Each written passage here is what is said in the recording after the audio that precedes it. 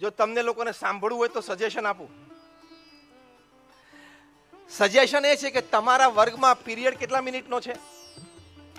45. 45 મિનિટનો એ વર્ગ એટલે પીરિયડ છે. તમારે 45 મિનિટનો નહીં રાખવાનો, તમારે 40+5 નો રાખવાનો. Now I will make you understand what you do in the next 5 minutes. Period should not be 45 plus 0, it should be 40 plus 5. 40 minute તમારા શિક્ષકોને કહેવાનું કે વિષયલક્ષી ભણાવે. ઉપલી 5 મિનિટ છે તમારા શિક્ષકોને કહેવાનું કે પીરિયડના અંતે પ્રેરણાદાયી વાતો, સંસ્કાર સિંચનની વાતો તમારા બાળકોને કરે. This has the potential to change the future of humanity. માનવતાનું ભવિષ્ય બદલાઈ જાય એટલી પોટેન્શિયલ આ 40+5 ની સિસ્ટમમાં છે. એટલે એ તમે પહેલા જ દિવસથી લાગુ કરી દેજો. એટલે શું, શિક્ષકે પણ એક નવો પ્રસંગ રોજ તૈયાર કરીને આવવું પડે. એટલે એ વાંચે, પ્રેરણાદાયી વાંચે.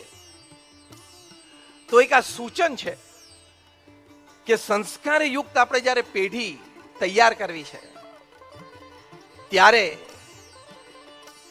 આવા એક પ્રેક્ટિકલ થોડા સ્ટેપ વહીવટની દ્રષ્ટિએ માર્ગદર્શન માટે ખૂબ જરૂરી છે. તો શિક્ષણથી સંસ્કાર અને સંસ્કારથી માનવજાતનો ઉત્કર્ષ એ વાલીઓ અને શિક્ષણવિદો ભેગા થાય તો ચોક્કસ કરી શકે. હવે તમારા વાલીઓની વાત, કે આપણે આપણા ઘરમાં સંસ્કારયુક્ત વર્તન હોય તો આપણા સંતાનો સંસ્કાર શીખશે. સંતાનોને સારામાં સારું શિક્ષણ આપશો પણ એને સંસ્કાર નહીં હોય તો he can become zero from hero within seconds. તમે જો જેને જેને ક્રિકેટના બોલ સાથે ચેડા કર્યા બધાય ક્રિકેટ છોડવું પડ્યું? હા કે ના? બહુ મહેનત કરીને બાળ અવસ્થામાં, કિશોર અવસ્થામાં બધા ક્રિકેટર્સ બન્યા છે, પણ બોલ સાથે ચેડા કર્યા એટલે ક્રિકેટ છોડવું પડ્યું. જેને જેને બેંક સાથે ચેડા કર્યા બધાય દેશ છોડવો પડ્યો. એટલે ગમે તેટલો ટેલેન્ટેડ હશે કે બુદ્ધિશાળી હશે,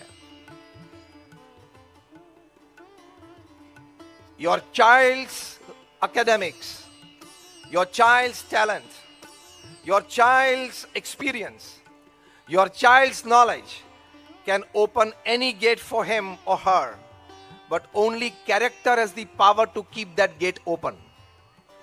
તમારા બાળકનું ભણતર, બુદ્ધિમત્તા, આવડત કોઈ પણ દરવાજો દુનિયામાં એની માટે ખોલી દેશે, પણ સંસ્કાર અને ચારિત્ર નહીં હોય તો દરવાજો ગમે ત્યારે બંધ થઈ જશે. જો આ બધાના થઈ ગયા, સંસ્કાર નહોતા બોલ સાથે ચેડા કર્યા એ બધાને ક્રિકેટ છોડવું પડ્યું. સંસ્કાર નહોતા બેંક સાથે ચેડા કર્યા બધાને દેશ છોડવો પડ્યો. સંસ્કાર નહોતા ઓફિસમાં કોઈ ગેરવર્તણૂક સહકર્મચારી સાથે થઈ ગઈ અને જોબ છોડવી પડી, પરિવાર બરબાદ થયો. એટલે પ્રમુખ સ્વામી મહારાજ એક બીજું સરસ વાક્ય આ સંબંધી કહેતા. એ પોતે કહેતા કે શિક્ષણનું હૃદય એ હૃદયનું શિક્ષણ છે. આ બહુ જ વિચાર માંગી લેવી વાત છે. આની ઉપર લોક સંશોધન કરીને પીએચડી થઈ શકે એવું આ સૂત્ર છે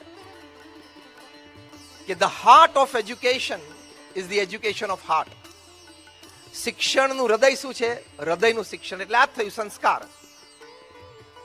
એક પુસ્તક છે What They Don't Teach You at Harvard, જે હાર્વર્ડ યુનિવર્સિટીમાં ભણાવવામાં નથી આવતું તે. એમાં વાત કરે છે કે 3H, hand, head and the heart. When only the hand works, it is called labor. ખાલી હાથ કામ કરે ત્યારે મજૂરી કહેવાય. Hand and the head work together, it becomes skill, આવડત થઈ જાય. અને હેન્ડ, હેડ અને હાર્ટ ત્રણેય સાથે કામ કરે ઇટ બીકમ્સ આર્ટ. હાર્ટ સાથે કામ થવું એટલે કે હૃદયની ભાવના, પવિત્રતા, નીતિમત્તા, પ્રામાણિકતા એના હૃદયમાં સ્થિર થવી જોઈએ. એને થવું જોઈએ કે I can not do anything wrong in my life. હું જીવનમાં કદાચ બે સારી વસ્તુ ન કરી શકું તો ચાલશે, પણ એક પણ ખોટી વસ્તુ મારે કરવી નથી. તો પ્રમુખ સ્વામી મહારાજ આ કહેતા કે શિક્ષણનું હૃદય એ હૃદયનું શિક્ષણ છે. એટલે એની માટે તમારે વાલીએ પણ ઘરે શિક્ષક થવું પડે. વિષયો સ્કૂલમાં ભણાવાશે, તમારે વર્તન રૂપી શિક્ષા એને ઘરે આપવી પડશે. વર્તન રૂપી શિક્ષા. 1996માં પ્રમુખ સ્વામી મહારાજની આજ્ઞાથી બીએપીએસ સંસ્થાના સંતો બધા પારિવારિક શિબિરો માટે અમેરિકા પધારેલા. ન્યુયોર્કમાં શિબિર હતી. 10-15 પરિવારોની આખો દિવસ એમની સાથે સંતો રહેતા. બાળકોની પણ સભા કરતા, કિશોરોની પણ કરતા, વડીલોની પણ કરતા. રોજ 10-15 જ ફેમિલીને ભેગા રાખવાના, એટલે ઇન્ડિવિજ્યુઅલ અટેન્શન આપી શકાય. એમાં 8-10 વર્ષના નાના બાળકોને આ સંતોએ ફોર્મ ભરાવેલા. ફોર્મમાં 2 વિભાગ હતા. What you like about your parents, what you don't like about your parents. તમારા માતા પિતા વિશે તમને શું ગમે છે અને શું નથી ગમતું. આની પાછળનો હેતુ એટલો જ હતો કે સાંજે પછી મા બાપને વાત કરવી હોય તો કયા દ્રષ્ટિકોણથી વાત કરી શકે. તમારા સંતાનો, જનરલ, કોઈનું નામ લીધા વગર નહીં, આવું તમારા વિશે વિચારે છે, આવી એને અપેક્ષાઓ છે. તમે અનુમાન કરી શકો 2 માંથી કઈ કોલમ વધારે ભરાણી હશે. પહેલી કોલમ કે હતી જે માતા પિતા વિશે મને નથી ગમતું, અને બીજી કોલમ કે જે મને માતા પિતા વિશે ગમે છે. કઈ કોલમ વધારે ભરાણી હશે? પહેલી કે બીજી? આંગળી ઊંચી કરીને બતાવો તો. આટલા આત્મવિશ્વાસ સાથે એટલે તમે અનુભવી લાગો છો. એ કોલમમાં એક 8 વર્ષના બાળકે લખેલું, I don't like the way in which my parents treat my grandparents at home. જે રીતે મારા માતા પિતા મારા દાદા દાદીને ઘરે ટ્રીટમેન્ટ આપે છે મને નથી ગમતું. જો આ તમારે સંસ્કારમાં અને વર્તનમાં સુધારો કરવો પડશે. આ વર્તન રૂપી શિક્ષા તમારે તમારા સંતાનોને આપવાની. એ જોવે છે. તમે તમારા મા બાપને ઘરડા ઘરમાં મૂકી આવ્યા હોય તો remain ready for the same treatment after 25 years. Keep the duplicate key with you. તમારે એ જ વૃદ્ધાશ્રમમાં 25 વર્ષ પછી જવાનું જ છે. બીજા એક 8-9 વર્ષના બાળકે લખેલું, I don't like the way in which my parents fight with each other in my presence. મારા માતા પિતા મારી હાજરીમાં ઝઘડે છે એ મને નથી ગમતું. આવી બધી 10-15 વાતો છે. તો ઘરે વાલીની સાથે તમે પણ શિક્ષક છો. તમારે એને વર્તન રૂપી શિક્ષા એ આપવી પડશે. એની માટે તમારું વર્તન સાત્વિક અને શુદ્ધ અને આધ્યાત્મિક હોય તો બાળકો એ શીખશે. તો આ 2 અગત્યની વાત છે જે પ્રમુખ સ્વામી મહારાજે આપણને શીખવાડી છે. થોડા વિદ્યાર્થીઓ અહીંયા બેઠા હશે. અમારા ગુરુ હરિ મહંત સ્વામી મહારાજ એક વખત તિથલમાં હતા, દક્ષિણ ગુજરાતમાં, વલસાડની બાજુમાં. બીએપીએસ નું બહુ જ મોટું મંદિર તિથલમાં નગર, ત્યાં સાગર કિનારે છે. સવારે ભગવાનના દર્શન કરીને મંદિરમાં આમ ઘનશ્યામ મહારાજના ખંડમાંથી બહાર આવતા હતા. એક સંત જે ત્યાં કિશોર મંડળ, યુવક મંડળની પ્રવૃત્તિ કરે છે, એક કિશોરને લઈને ઉભા હતા. અને એમને મહંત સ્વામી મહારાજને કહ્યું કે સ્વામી, આ કિશોર કેનેડા ભણવા જાય છે, આપ એને આશીર્વાદ આપો કે સારું ભણી શકે. મહંત સ્વામી મહારાજે કિશોરનો હાથ પકડ્યો અને 2-3 ખૂબ સુંદર વાક્ય કહ્યા શીખ રૂપે. આ તમે પણ તમારા સંતાનોને કહેજો. પહેલી વાત મહંત સ્વામી મહારાજે કરી કે આપણે ત્યાં ભણવા જઈએ છીએ તો સારામાં સારો અભ્યાસ કરવો. બીજી વાત કરી કે આપણા માતા પિતાના, પરિવારના અને આ સત્સંગના સંસ્કાર ભૂસાઈ ન જાય એ જાણપણું રાખવું. અને ત્રીજી વાત કરી કે સત્સંગ સિવાય, એટલે કે સંસ્કાર, એનું આ બીજું નામ છે, સત્સંગ સિવાય બીજી કોઈ લપમાં પડતા નહીં. આ 3 કોઈ પણ વિદ્યાર્થી માટે એ સુવર્ણ વાક્ય ગુરુ હરિ મહંત સ્વામી મહારાજના છે. તો પ્રમુખ સ્વામી મહારાજ અને મહંત સ્વામી મહારાજ જેમને સમાજ અને જનજીવનનો આટલો અનુભવ છે.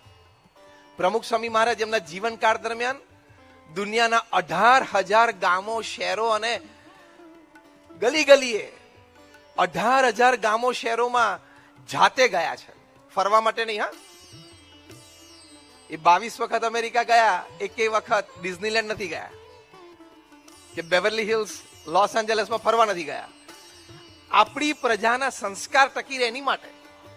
એમનો અનુભવ હું વાત કરું છું. એમના આંકડા તમને સાંભળશો ને તો તમને ચક્કર આવશે. અને બધા આંકડા જે હું બોલું છું ને એ બધા એમની ઉંમર 51 થી 95 ના છે. Because he became the guru of the organization at the age of 51. In other terms, worldly terms, he started his career at 51. 51 વર્ષે તો એમની કારકિર્દી ચાલુ થઈ. કારણ કે 1971 એ ગુરુ પદે આવ્યા ત્યારે. ત્યાર પછી 51 વર્ષની ઉંમર પછી 18,000 ગામો અને શહેરોમાં ગયા છે. વ્યક્તિગત જીવનના ઉત્કર્ષ માટે, પારિવારિક સંસ્કારો માટે, સમાજ સેવા સંસ્થાઓને પ્રેરણા આપવા માટે, આવી શૈક્ષણિક સંકુલો ઊભી કરવા માટે. લોકો એમને વ્યવહારિક પત્રો લખતા, વ્યક્તિગત પ્રશ્ન હોય, પારિવારિક પ્રશ્ન હોય, એવા 7.5 લાખ પત્રોના એમણે લેખિત જવાબ આપ્યા છે. At an unbelievable average of reading and answering more than 50 letters a day without a Sunday for 45 years. તમે ઓફિસમાં કાલ પરમ દિવસે જાઓ ત્યારે તમે તમારો ઓફિસ મેલ બોક્સ ખોલો અને એમાં 10-15 મેલના જવાબ બિફોર લંચ ટાઈમ આપવાના હોય તો શું થાય? પ્રમુખ સ્વામી મહારાજે 45 વર્ષ સુધી રવિવાર જોયો નથી, રોજના 50 થી 70 પત્રોના જવાબ આપ્યા છે. ધર્મચરણ સ્વામી અહીંયા સાક્ષી બેઠા છે. સાહેબ બરોબર છે ને વાત? કારણ કે એ ભેગા જ હતા એઝ ઇઝ એસિસ્ટન્ટ. 3.5 લાખ ઘર, ઓફિસ, ફેક્ટરી કે દુકાનમાં પધરામણી કરી. એની પાછળનો હેતુ પણ આ જ. વ્યક્તિગત જીવનમાં ચારિત્રની દ્રઢતા, નોકરી ધંધામાં નીતિમત્તા, પ્રામાણિકતા, આપણા પારિવારિક કે સામાજિક સંબંધોમાં ટ્રુથફુલનેસ, સચ્ચાઈ, ભગવાન પ્રત્યેની શ્રદ્ધા, આપણા સંસ્કારો છે. અમારા જેવા 1100 સંતોને એમને દીક્ષા આપી. 85,000 નો એક વોલેન્ટિયર ફોર્સ એમણે ઉભો કર્યો. આ આંકડા સાંભળીને તમને ખબર પડશે કે કઈ કક્ષાનું કામ કર્યું એમણે.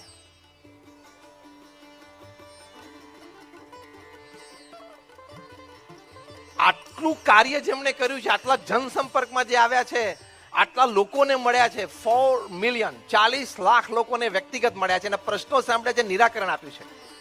અને આઈ ચેલેન્જ એન્ડ ગેરંટી, તમને સમાજમાં એક વ્યક્તિ એવી નહીં મળે કે જેમ કે મારે કોઈ પ્રશ્ન હતો ને મેં પ્રમુખ સ્વામી મહારાજને વ્યક્તિગત પૂછ્યો, પારિવારિક હોય, વ્યક્તિગત હોય, વ્યવસાયિક હોય, સામાજિક હોય, અને એમને મને આ ઉત્તર આપેલો, સુઝાવ આપેલો, આ માર્ગદર્શન આપેલું, એ પ્રમાણે હું ચાલ્યો અને દુઃખી થયો, એવો એક વ્યક્તિ તમને નહીં મળે. એમનો એક્સપિરિયન્સ પણ એવો હતો, એમનું વિઝડમ પણ એવું હતું. એ વ્યક્તિ આપણને આ 2 સૂત્ર આપે છે કે લક્ષણ વગરનું શિક્ષણ ભક્ષણ કરે, લક્ષણ વાળું શિક્ષણ રક્ષણ કરે. એ વ્યક્તિ બોલે છે કે શિક્ષણનું હૃદય એ હૃદયનું શિક્ષણ છે. અનુભવી વ્યક્તિના શબ્દોની આટલી કિંમત હોય, એ સારનો સાર હોય, તો વાલી તરીકે આપણું વર્તન અને શિક્ષક તરીકે વિષય ભણાવ્યા પછી થોડી 5 મિનિટ સંસ્કારની વાત, આ 2 વાત તમે કરજો. અને છેલ્લી વાત કહીને હું પૂરું કરું. આપણા પરિવારમાં અને આપણા સંતાનોમાં ભગવાન પ્રત્યેની શ્રદ્ધા જાગે એની માટે ચોક્કસ પ્રયત્ન કરવો. આપણા ઘરમાં ઘર મંદિર હોવું જ જોઈએ, સંસ્કારની ગંગોત્રી છે. જે પણ ભગવાન ઈષ્ટદેવમાં તમે માનતા હોય એમની મૂર્તિ પધરાવવી, ત્યાં રોજ દીવો કરવો, અગરબત્તી કરવી, ત્યાં બેસીને 2 મિનિટ માળા લઈને એમનું નામ સ્મરણ કરવું. તમને એમ લાગે છે કે આ વાત જૂની છે, પુરાણી છે, કોઈ અનુભવની વિશેષ વાત નથી. Let me tell you, more than 50,000 research papers have been produced in national international conferences by people of science, not people of religion. They have proved some aspect of spirituality, how it betters human life. 50,000 થી વધારે research paper વૈજ્ઞાનિકોએ અધ્યાત્મ ઉપર પ્રગટ કર્યા છે કે પ્રાર્થનાથી શું લાભ થાય છે. એક્સપેરિમેન્ટલ, ક્લિનિકલ એક્સપેરિમેન્ટ્સ, કે તમે પ્રાર્થના કરો કે નામ સ્મરણ કરો તે વખતે શરીરમાં કેવા પ્રકારના હાર્મોન્સ પ્રોડ્યુસ થાય છે અને હાર્મોન્સથી તમને શું લાભ થાય છે. એટલે 50,000 થી વધારે પેપર વૈજ્ઞાનિકો પ્રગટ કર્યા છે. એટલે ભગવાનમાં શ્રદ્ધા ન હોવી એ બહાદુરીનું કામ નથી, એ તર્કનું કામ નથી, અજ્ઞાત અવસ્થાનું કામ છે.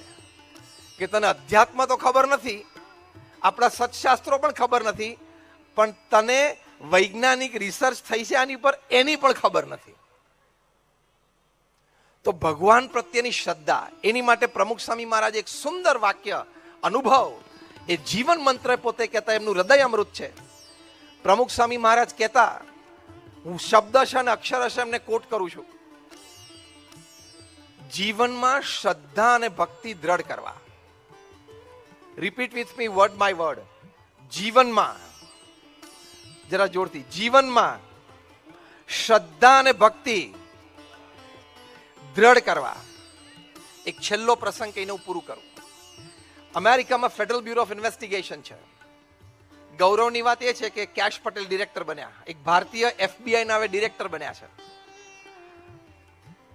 એ FBI ના ફાઉન્ડર ડિરેક્ટર હતા ઇડગર હુવર. એ રિટાયર થયા. ઘણા વર્ષો અને દાયકાઓ સુધી એમણે FBI ના બોસ તરીકે કામ કરેલું. આ પોસ્ટ એવી છે ને કે અમેરિકાના પ્રેસિડેન્ટે એને દિવસમાં 3 વખત ફોન કરવો પડે, કઈ માહિતી છે, કઈ માહિતી છે. Inland homeland security international crime ના પ્રથમ રિપોર્ટ્સ એની પાસે આવે, એ પ્રોસેસ કરીને અમેરિકાના પ્રેસિડેન્ટને આપે. અમેરિકાના પ્રેસિડેન્ટને અમેરિકાના ટીવી ઉપર આવીને એ સ્ટેટમેન્ટ કંઈક આપવાનું, તે વર્ડ ટુ વર્ડ આ લખી આપે અને પ્રેસિડેન્ટને ચોખ્ખું કે આમાં એક પણ શબ્દ ઉમેરતા નહીં અને ઘટાડતા નહીં તો વિવાદ ઉભો થશે. આટલી પાવરફુલ પોસ્ટ, આટલી સેન્સિટિવ પોસ્ટ, આટલી રિસ્પોન્સિબલ પોસ્ટ. ઇડગર હુવર લગભગ 40 વર્ષ કામ કર્યું ને રિટાયર થતા હતા. ફેરવેલ સેરેમની હતી. Who's who of United States were present. 2-3 કલાક સમારંભ ચાલ્યો. બધે આવીને ઇડગર હુવર સાથેના પોતાના પ્રસંગો એઝ અ મેમરી શેર કર્યા. છેલ્લે ઇડગર હુવર બોલ્યા, બહુ સાંભળવા જેવી વાત છે. સંસ્કાર એટલે કે સંસ્કાર અને અધ્યાત્મ, જે પ્રમુખ સ્વામી મહારાજે કહ્યું કે શ્રદ્ધા અને ભક્તિની કેટલી કિંમત છે અને કઈ વ્યક્તિ આ બોલે છે. 40 વર્ષ FBI ફેડરલ બ્યુરો ઓફ ઇન્વેસ્ટિગેશનના ડિરેક્ટર બોલે છે કે મેં 40 વર્ષ ક્રાઇમ હિંસાખોરી સાથે કાઢ્યા છે. પહેલું વાક્ય.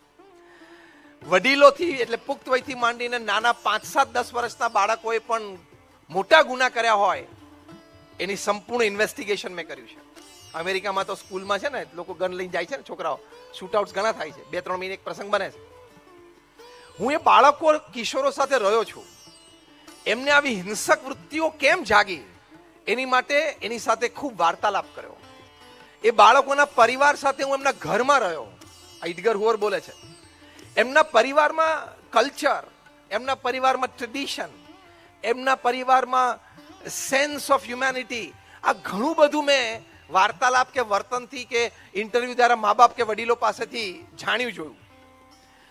બાળકો અને કિશોરો જે આવી હિંસા કરે એની માટે rehabilitation programmes from 1 week to 6 months, rehabilitation centres આખા અમેરિકામાં મેં ઊભા કર્યા, મિલિયન્સ ઓફ ડોલર્સ વાપરીને.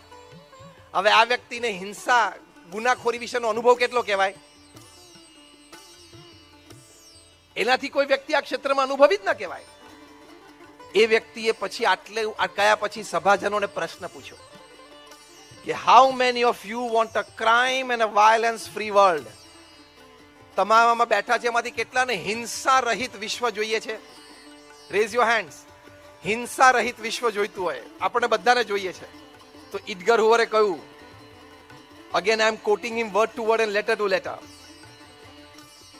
ઇડગર હુવર બોલ્યા, a child who has been taught to obey the laws of God will find very little difficulty in obeying the laws of man in future.